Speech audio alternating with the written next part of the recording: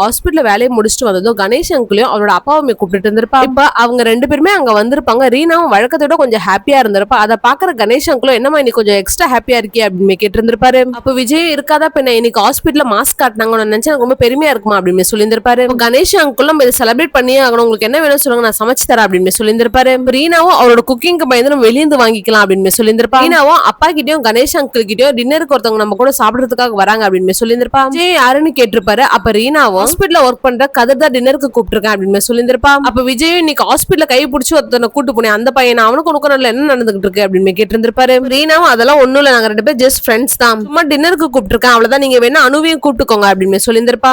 விஜய் அனு இங்க இல்ல பாம்பே போயிட்டா அப்படின்னு சொல்லியிருந்திருப்பா. அப்ப ரீனா உங்களுக்கு எப்படி தெரியும் அப்படின்னு கேட்டிருந்திருப்பா. இவ்வளவு அனு கிட்ட தான் போன்ல பேசிட்டு இருந்திருப்பாரு. இப்ப அந்த ஏர்பாட்ஸ் எடுத்து காட்டியிருந்திருப்பாரு. ரீனாவும் நீங்க உங்க லைஃப்ல என்ன பண்ணலாம் என்கிட்ட சொல்லிட்டு தான் பண்ணணும் அப்படின்னு சொல்லியிருந்திருப்பா. விஜய் உனக்கும் அதேதான் ரீனா, நீ எது பண்ணலாம் என்கிட்ட சொல்லிட்டு தான் பண்ணணும் அப்படின்னு சொல்லியிருந்திருப்பாரு. ரீனாவும் அதுக்காக தான் டின்னருக்கு வீட்டுக்கு கூப்பிட்டேன், டின்னருக்கு போய் ரெடி ஆகுங்க, நானும் போய் ரெடி ஆகிறேன் அப்படின்னு சொல்லிட்டு ரீனாவுமே அங்க இருந்து போயிட்டு இருப்பா.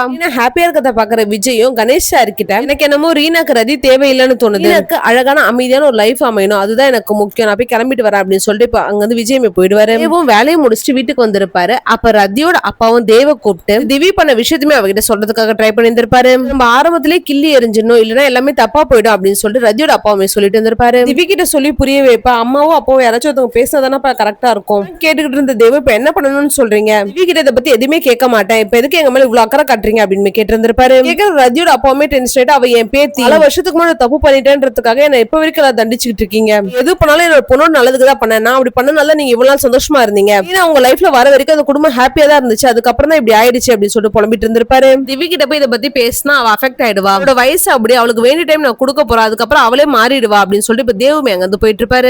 ராகவும் அந்த பார்மா கம்பெனி கிட்ட வாங்கின மெடிசனோட பில் எல்லாம் கொடுத்து இந்த மெடிசன் எதுக்கு எங்க ஹாஸ்பிட்டல் டெலிவரி கொடுத்துட்டு இருக்கீங்க, இந்த மெடிசனை யூஸ் பண்ணக்கூடாதுன்னு சொல்லிட்டு பேன் பண்ணிருக்காங்களே அப்படின்னு கேட்டு இருந்திருப்பாரு. இந்த பர்சன் நாங்க போர்டு அப்ரூவ் பண்ண மெடிசன் மட்டும் தான் சேல் பண்ணிக்கிட்டு இருக்கோம், நீங்க கொடுத்த இன்வாய்ஸ் ஒரு ஃபேக்கான இன்வாய்ஸ் நம்பர் எங்க சிஸ்டம்ல அப்டேட்டே ஆகல அப்படின்னு சொல்லியிருந்திருப்பாரு. கேட்கிற ராகவுக்கும் அமலாவுக்கும் ஷாக் ஆயிட்டு இருக்கோம். இந்த பர்சனும் இந்த மாதிரி மெடிசன் ஹாஸ்பிட்டலுக்குள்ள வரதுக்கான ஒரே ரீசன் டாக்டர்ஸ் தான், எங்க சைடு ஏதோ தப்பு நடக்கலாம், அப்ப உங்க சைடு ஏதோ டாக்டர் இந்த மாதிரி பண்ணிருக்காங்க அப்படின்னு சொல்லியிருந்திருப்பாரு. ராகவ் இப்ப அங்க இருந்த பர்சன் கிட்ட நீங்க என்னென்ன மெடிசன் தரீங்களோ அந்த மெடிசனோட லிஸ்ட்ல எனக்கு தாங்க, நாங்க கிராஸ் வெரிஃபை பண்ணணும் அப்படின்னு சொல்லியிருந்திருப்பாங்க. பெயின் கில்லர் போட்டதுக்கு அப்புறம் எந்தெந்த பேஷண்ட்லாம் இறந்து போனாங்களோ அதை அட்டன் பண்ண டாக்டரோட லிஸ்ட்ல எடுத்திருந்திருப்பாங்க.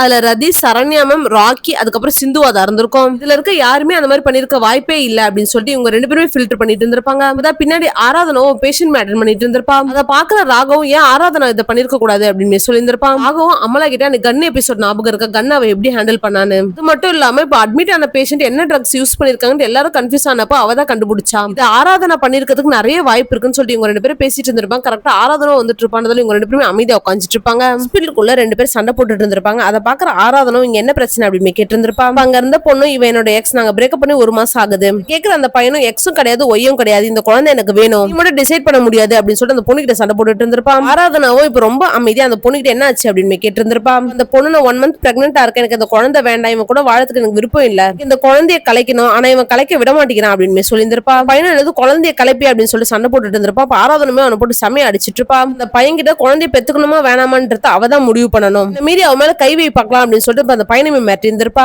ஆராதனாவும் அந்த பொண்ணு அவ கேபினுமே கூட்டு போயிட்டு அந்த குழந்தைய கலைக்கிறதுக்கான எல்லா மாத்திரையுமே கொடுத்துட்டு மாத்திரை எப்ப போடணும், அது போட்டு என்னெல்லாம் ஆகும்னு சொல்லிட்டு அதெல்லாம் எக்ஸ்பிளைன் பண்ணிட்டு இருந்திருப்பா. பொண்ணு கில்ட்டா உட்காந்துட்டு இருந்திருப்பா. அதை பாக்குற ஆராதனும் இன்னைக்கு நான் இருந்தா உங்களுக்கு ஹெல்ப் பண்ணிட்டேன், ஸ்ட்ராங்கா இதெல்லாம் ஃபேஸ் பண்ணணும், இப்ப இருக்க பசங்க ஆர்வ கோளாறுல இதெல்லாம் பண்ணிடுறீங்க, அதுல எவ்வளவு பெரிய பிரச்சனை வரும்ன்றது உங்களுக்கு தெரிய மாட்டேங்குது, இதுக்கப்புறமாவது கேர்ஃபுல்லா இரு அப்படின்னு சொல்லிட்டு அந்த பொண்ணு ஸ்ட்ராங்கா இருக்க சொல்லி ஆராதனமே அட்வைஸ் பண்ணியிருந்திருப்பா.